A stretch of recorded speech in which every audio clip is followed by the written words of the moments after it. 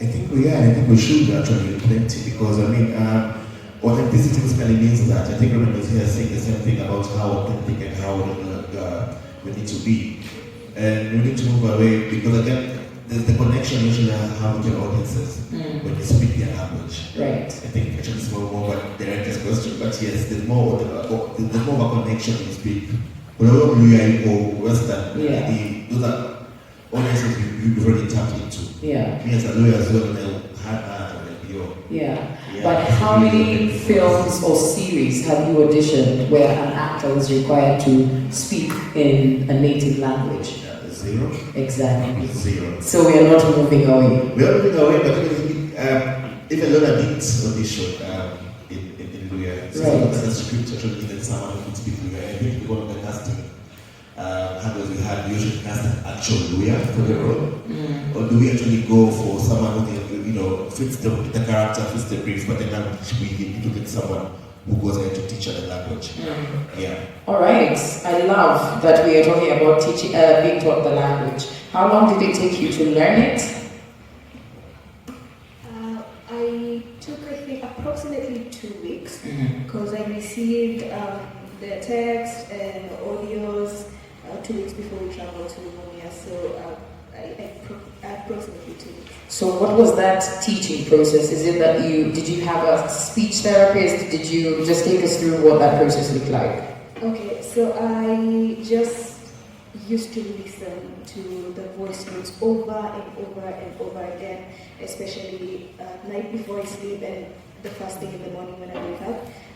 I did that for the 2 weeks before the shoot, and then when we got to Mumias, I was given like a dialect coach, someone who took me through the actual language, because I'd speak to people and they'd say, you have to take something, and then the funny thing is, the dialect that I was listening to and the actual dialect that I went to use on the ground were two different things. So I had to also change stuff up. I also used to write a lot, the words a lot, saying them in my head so that they can stick. Right. Just to get a sense of this cast here, how many of you can speak your native language? Oh, that is so impressive. Directors, writers, from the audience, how many of you can speak your native language? That is actually so impressive. So we need to start writing in the native language, isn't it? Yeah. All right, fantastic. Okay. Question for cast members, and you can choose who wants to go first. Did you grow into these roles, or was it one of those roles that was just meant for you? I always say that Celeste, Selena, that role was hers. She was born for that role. And so I wonder how you guys feel about this particular role. Is it one of those that you struggled to get into, or it was one of those you were like, even when you were auditioning, you were like, this one is mine? I don't know who would like to go first.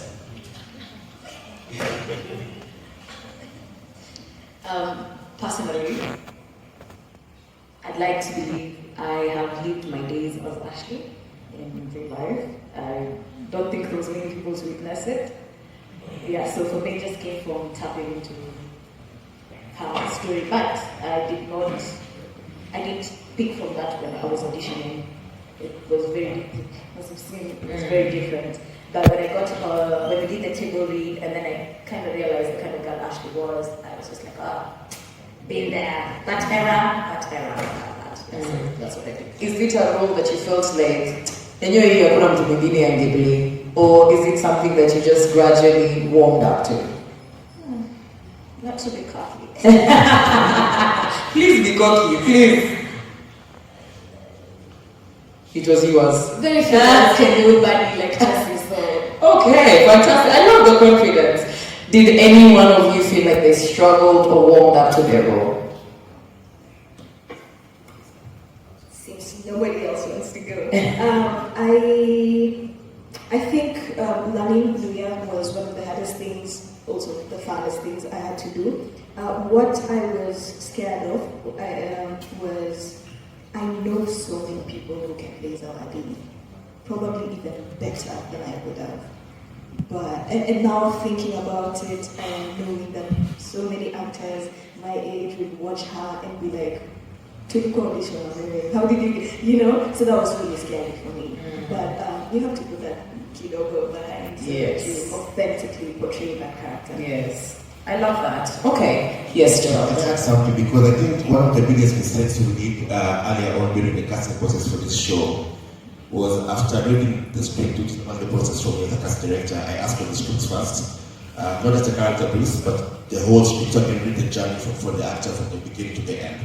And then I'll come up with my own brief of how the casting call should put out, because that's really important. How the casting call goes out really matters as to the kind of actors you get back. And the mistake we did initially was call it a crime drama thriller. And then we asked the guys to come with a 1 minute monologue. If I was to show you all the 400 ingredients, everyone came to gangster and say, we look at ghetto. So that everyone. Sorry? How can you say don't cry? Exactly, because I think the poster is not about crying in this audition, because the last thing to have an open casting call and ask actors to come with their own monologues, people will come and cry for you half the time. The come and start monologues, come and like, yo, the people who want to cast for this reason need to be a bit, tough. But now that was the awesome because even the ladies came dressed gangster, Mofaya Masterclasses, and all. And then what stood about Lona was that actually. Even as she came with the dramatic monologue, it wasn't so yo. So she kind of stood out of the pack. So maybe it wasn't, entirely to advantage, but maybe it was my mistake as a director because what we did was this job. I remember Reuben telling me, we don't make a crime drama thriller for your poster. And during the auditions, we actually saw crime drama thriller because all the actors came here looking all gangster. And I told me, I'm a gangster. Yeah, so probably it was our fault because we actually called the crime drama thriller. Because I'm the dramatic monologue. Yeah. Just on that, I'm curious to know. There's a lot of casting calls where it's like dark skin, tall, 6'5", and you are nini.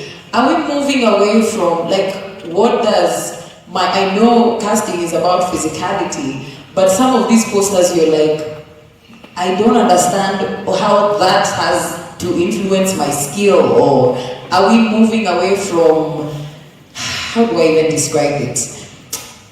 When you tell me I want a dark-skinned girl, 6'5", skinny, all of those, what does that have to do with the character that I'm presenting?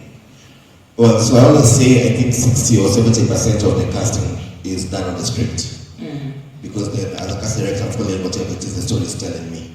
So if that's how the character has been described by the writer, who am I to say okay, so because my 6-inch tall dark skin, now let me get your light skin. And sometimes things have changed. It's been proven over and over time again. Sometimes you put on these casting calls and you're looking for what you just described. But then a 5'9" lady light skin comes and all of a sudden like, wait a minute. Do we need to rethink who our main character is, or do we need to rethink who our character should be? But most of the time it's usually if that skin nuances, things like a story, for example, script has come to me and it's an Omondi or Onyango or Anyango, and I will cast Nyakobi. Not to say that don't light skin lower women, they are there, but because the writer has the intention of to try and stay true to the story, we can arrest a lot of them are dark skin women. So sometimes it's because of that. What's the environment? Who's the character? What's her journey? Where is she coming from? Also, who her parents are. Sometimes we also cast around people because then again, I could like Lorna, for example, and I liked the dad who's someone else who totally doesn't look like the Benteke. It would not work. I love Benteke, but basically after that again, you see, trying to match chemistry, trying to match looks, trying to match sometimes those innuendos. I know actors hate that. Those innuendos actually are there because you already have a vision of what it is that you want to achieve. Yeah, so simple by. Okay. Alright, sorry, actors, I'm coming to you in a second. Just because we're there, I know there's a lot of beginner actors in this room. What is the starter pack for nikieza mtu anakuja Nyakobi unajua mimi nimependa kuwork tuanze connect? What should I think about? Like just as a standard, by the time they're stepping into that audition room, what should they have? Knowledge. Okay. Should have researched very well to know what acting entails, because and then that's the one thing I also have a problem with our Kenyan actors. I'm just from an acting class, a set up of students who are with there, and I was there sitting as a student to learn more about acting. And we were about 10 in that class. It was an open call workshop for actors, and that's something which is so bizarre for me, because I have an audition here right now, and I have 1,000 people, 1,000 actors show up. I have an acting class or a workshop, and 50, 10, 40, which tells me most of actors here don't take it as the tumeambiwa hapa ni kazi, na kabla upate hiyo kazi yako kubwa lazima umeisomea. So how come our actors don't feel they need to actually go to school or do a workshop or get online to just get more information about what acting is? So by the time you're stepping into that show, you're already prepared to know whatever it is that you need to do. Right. Yeah, it's not about me to now start correcting you. You need to stand there, you need to do this, you need to act properly, this way, this way. So I think for me, the first key thing for actors, get the knowledge, get the know-how, get to understand how the actors who've been there did it and how they got there. So that when they ask you for a headshot, unulizi headshot ni nini? Send me a reel. But even in news, they are acting to be monologue ni nini? In this whole of age of the internet and so much information online. So I think for me, the key thing for actors, so many craft yako. Okay. Yeah. So just, I want to reiterate in terms of the practical things that you would ask for is a headshot, probably a monologue, and a reel if you can. Yes. Yeah. So just as to have in your toolkit before you are going to tell Gerald, I want to act, I want to what, and then he asks you for a headshot, and then you send him a selfie. So just have that at the back of your mind, and let that opportunity meet you prepared. All right, my lovely actors, I am now with you. No. All right, so cast members, I know there's a time you do a scene, you're like, yo si naija, bado nataka take ingine, and then on set everyone else has moved on. How do you recover from a bad scene? Brahim, I'm gonna start with you. Thank you, Nyakobi. So I met Reuben on set when I was shooting Selena as an extra. So coming on Mofaya as one of his lead actors was like a great opportunity to learn. So it wasn't more of like it's a failed scene. It was a squad angalia ni kama haija work vile nilikuwa nataka. Nilikuwa naona cause mimi nikienda kwa scene na kama preparation yangu na nataka kucombine na director, and then we like form like a cocktail, you get like a sweet just like blended form of art. So it's more of like a collaboration, as Reuben said. So it's not really like I trust him. Like he wouldn't say it's a scene if it's not great. So if it's a scene, I just let it go and focus on the next one. Yeah. All right, Matthew, tell me, how do you recover from a scene and put yourself in a mindset where you're like, okay, I need to move on to the next scene? Because sometimes you're always stuck in that scene and just thinking, I should have just said it, instead of, you know? So how do you get over that and move on to the next scene? Do we really get over it? That's the question. I do. Personally, I don't get over it. I think about it so many times. But I think part of being professional is trusting that everyone in the room has gotten the best out of that scene. I know in Mofaya there was this particular scene I was performing with Tobit, and I think we had a lot of takes on it because we were discussing about Brian's escape and whatever, and he's been surrounded by the police and we have to get him out. Now Kevin thinks I'm a snitch, and so the director, Reuben, told him to rough me up. And in that moment, a lot of emotions started sparking up, and I went back to my childhood, because I had a rough childhood in school. Not everyone has in rainbows and roses and whatever. So I felt as if I was that 10-year-old, 9-year-old who was being bullied. And I guess good job, Kevin, for making me feel that way. Yeah. So, and having those real emotions kind of took me out of my creative process. and we had to redo it like a lot of times. And Reuben noticed this and was like, can I have a talk with you? This is a safe space, yeah? Kevin is not going to like beat you for real. Just pretend, but you can keep the emotions, you know, because it's realistic. And we went back in, and I was like, you know what, I appreciate that. I appreciate a director who notices your weakness and takes you to the side and talks to you. It kind of helps you move, take a step forward, you know. So I don't know whether I answered that question. You have, yes. I guess, thank you for bringing that up. Like, how much of yourself do you bring in, and at what point do you, step back? And practically, what is that even? Because we have these conversations all the time about how, you use yourself in that process, and I guess maybe this is even a Reuben question.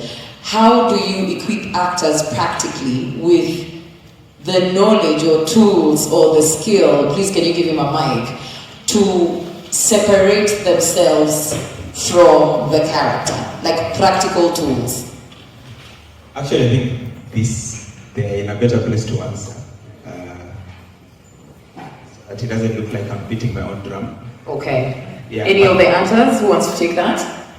Have you been able to figure it out? And I say that because I think a lot of even experienced actors do not know what that looks like. I personally, I cannot tell you that practically this is where I put a stop to it. So I'm curious to know, has any of you figured out what is that practically? Is it that you say something and then you realize and then you're like, okay, director, I need a minute, let me go take deep breaths and then you come back? Or is it you close your eyes and then you open your eyes and then you're out of it?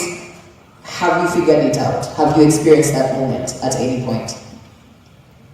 I think I can go first and answer this. I am a person driven by emotions. So the minute I get there, I feel like I'm going back to, as I said, I tapped into a version of myself that I lived to. Anytime I feel like I'm in that space again, nilikuwa naomba tu director say action. We start with, because when I feel that bad, it drives me to actually deliver what I am supposed to do in the scene.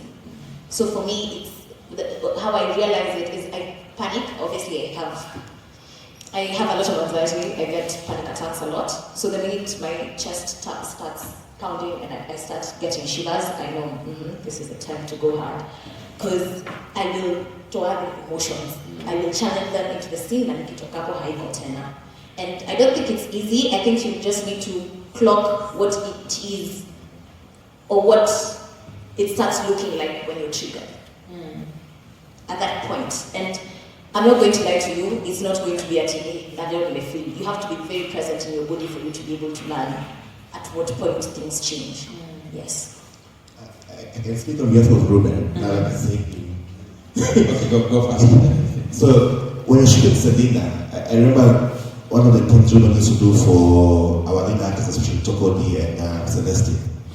He paid for spadets every quarterly of a year, or I don't know how often it was. You pay for what, sorry? Spadets. Oh. Spadets. You actually pay for Selena and Tokodi to go to a spa somewhere.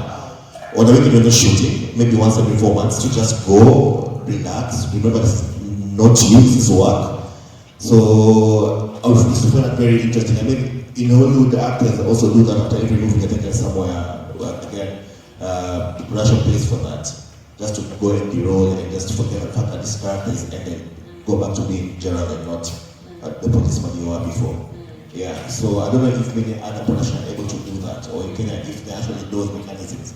As an actor, if on days when I used to,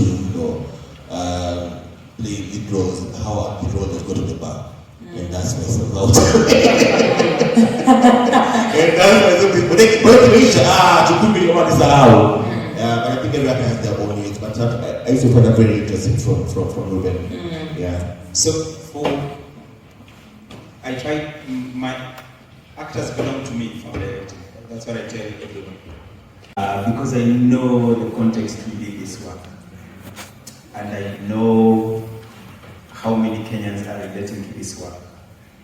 And I know the few Kenyans who are not relating to it. And most of them are usually my friends in Nairobi. But the other people, there's a whole group of people who, when I hear their feedback, I'm like, I tell Abigail, this is what we intended in the writing room. And for me, that's success. What we intended to achieve in the writing room is what is the feedback we are getting. When people start saying, it was a very good idea for you to shoot in a real police station, I'm like, that's realism. Or when people start telling me, the idea of bringing vernacular language into the show, that's who we are. Even me when I grow up. So for me, I'm very, very happy about the work we did. Because then I'm able to gauge myself. Kama nifanye hivi na hizi shida zote, how much more if they just trust me with slightly better budgets, it means we can do more. So yeah, I'm happy. But that it doesn't necessarily mean it's perfect. And that's why as a company, we are vulnerable enough to have this kind of session. Not many people are willing to do their work and then put it outside there and then bring scholars to come and poke holes in it.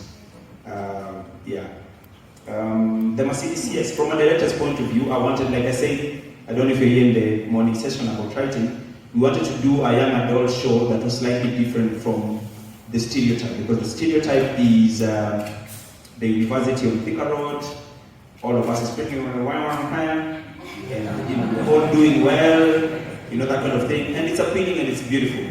But the reality is 90% of the majority of the youth in this country, that's not the reality, okay? And we wanted to push the envelope to a point where, so when I'm talking to the writers, I usually create phrases to help them know what I want the episode to look like. So I told Eddie Joe and Justin, at the end of the episode 1, there's no going back. We have jumped off, we have come to the cliff and we have jumped. So for me, the Mercedes was very important because I know how Kenyans view Mercedes, and that's why I'm talking about it, we banter Mercedes. Because I know how Kenyans view a Mercedes. And I know in your wildest imagination, you cannot think of people burning a Mercedes. And that being at the end of the episode makes you want to watch the second one. Because like, wait a minute, was this VFX? No, it wasn't VFX. And how did you describe episode 7, even though we didn't get what we wanted? Episode 7, how we described was things fall apart. I wanted in episode 7, things just go ahead. And you're like, wait a minute, what did I just watch? We partly achieved it. So the Mercedes, I was intentional about the Mercedes, and that's why I keep talking about it. And Dan and my producers behind there, they were not. It worked, guys. It worked. Trust the director. Trust the director. Collaborations, yes. Look, so I've been privileged to be in Nigeria. I've sat in those sets. I've seen what they do. And then I've been privileged to go to South Africa and sit on those Netflix productions and see what they do.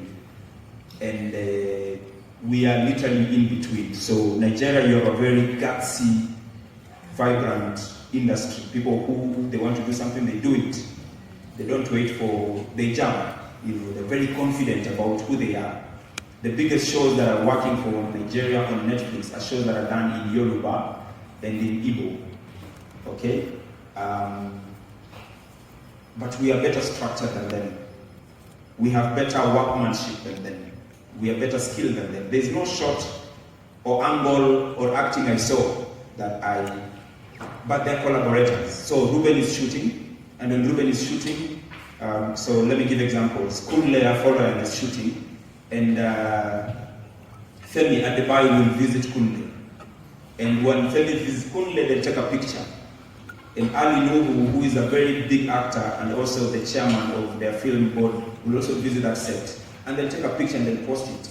And what that does is that the audience starts getting excited about a possibility of Femi Adebayo and Kunle and Mr. Ali Nuhu. And that creates a buzz. Even by the time the film comes out, there's already a buzz around it. I think I was trying a similar thing like that here, because I quickly realized audiences don't view us the way we filmmakers view ourselves. Audiences are just like, wow. Is that Abel Mutua with Reuben? I think there's something cooking nice here. And Nigerians have gotten that, and they keep starting that, okay? South Africa, on the other end, their structure is very more Hollywood. The thing I think I really appreciated about them is their workmanship. The van picks, I was riding in the van for 2 more minutes. I was riding in the van with actors. The van picks the cast at 8:30. I was at the lobby by 8:25. The door of the van is open, I'm in. 8:27, 8:28, people are just walking in with their headphones, whatever. 8:31, the van is driving away. No one has been called, no one is late. We start shooting at 9. As in things, the only person who is talking on set is the AD. The director has done his moves with the DOP, the lights are going to set here, we do the first run, the second run, things just move. So I came back and I told my guys, it's possible. But when I look at the bit of education, it makes sense for them. Because if you have an actor on the set who has a master's in acting from the University of Cape Town, their level of thinking is very different. Plus also their unions and guilds are very strong. So overtime is overtime. If you're going to shoot 8:01, it's an overtime. So people keep time. People have very clear mandates of what they need to do. So yes, it's possible. We need to collaborate and we need to take this thing as a job, not the thing you do when you have nothing to do. Don't come high, don't come, you have taken weed, don't come, come have your lines, be professional. I think it's very, very possible. There's nothing new that you can do. The last one was no cuts, like the new show I've seen is called Adolescents. I'm big on simplicity. So my background is communication. So for me, it's very important that what I'm doing communicates with my audience.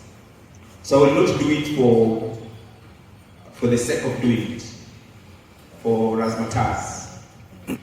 If the script demands, fine, I'll do it. If the context demands, fine, I'll do it. But I'm not going to do it, I'm not going to kill myself because I really need to prove a point. Audiences miss those things. Your most creative shot, people missed it. People realize when the MC at all the dear friends who are here, like Smolo, they only realize when the MC said there in Kiria, what was Nairobi muko hapa? So which one is more important? The most important thing is that I'm a messenger sending a message to my audience, and my audience need to get it and give me feedback. So story first, and then the creativity and whatever bit comes again. Okay. Yes, thank you so much. So guys, I want us to stand real quick. We give him a round of applause. The place where we have a Nafsi billboard. Yeah. Remember that thing? Yeah. I think it's 7. So we've tried talking to corporates. The first time in Nafsi I locked Airtel in, but Netflix took too long in contracting. And by the time they were contracting, Airtel had stepped out. So yes, for these kind of shows, it's a bit difficult because from the point of production to the point they go on air, it takes a bit of a while. But there's a film which we co-produced that is coming out. When is it coming out? May, June. It's called Safari. It's a Nigerian Kenyan film, and that gentleman was very lucky with product placement, and he got a lot of support from Kenyan companies. So I think that's something to watch out. So it's something that corporates are warming up, but it's been a difficult discussion because people who you call content creators, we usually don't like to use that name because then I don't know who are we. Let me say digital content creators are able to have a quick turnaround, and that is very attractive for corporates than Reuben, who is going to make a show, and that this show is going to come out next year. Njugush or Abigail and my good friends, they'll record it right now and post it right now, and by evening you know how many people have watched it. I don't know if you can find that scene, but one of the things we're trying to do now, and we're trying to do with VFX, with the help of Jim, is to create billboards in frames that are not there. And we, same thing with this one, few people are interested, but I think it's one of those hospital buildings. So what we did is that we just advertised our show. We put the billboard of Nafsi, we hope that when you're going into our next project, which you're just about to embark, you can use that to tell corporates, look, this is what we can do for you. So you shoot Nairobi City with all the current billboards the way they are, but in the edit, Jim is able to remove whatever branding is there as Safaricom or whatever and put the brands that you want.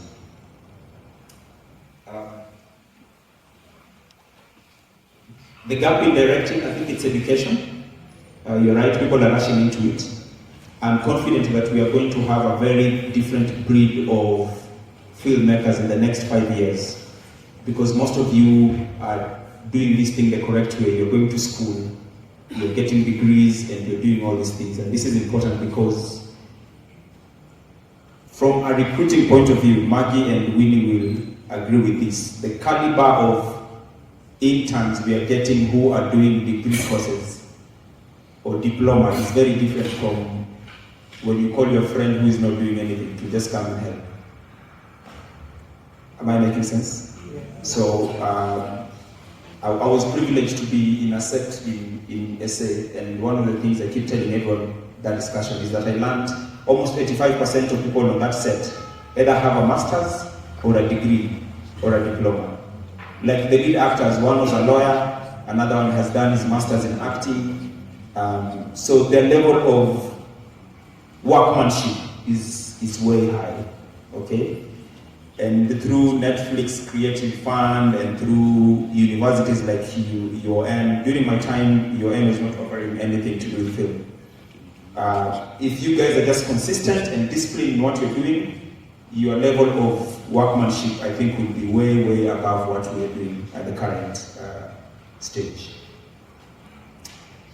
What else? The gaps in directing, I've spoken about it. How do you get our funds? For NAFSI, we self-funded. We saved money, put money on our own project. We were lucky. I was lucky. My wife has not left me. And we were able to get our money back. But NAFSI is a very, very important project because the lessons we got from NAFSI, our next film is going to be very different. Kenyans want Kenyan content. Kenyans want local content. Kenyans don't know where to find Kenyan content distribution. Okay? So that when one film comes out, the whole country talks about it, and then we stay for another 8 months before another film comes out. So we self-fund, and this one is coming from the same mentality Stan spoke about. No one is coming to save us. Yeah. Maybe after 2-3 films, the next film we're working on, I can't talk about it much, but now we have people who are interested to give us some funding, which is making our work easier moving forward. Yeah. So there's a point where you'll have to invest your own money, your own time, and your own sweat, whether it's buying the laptop, or buying the camera, or shooting your own short film, and paying your own actors. At one point in your journey, as a filmmaker, you have to do that investment. Thank you. I promised you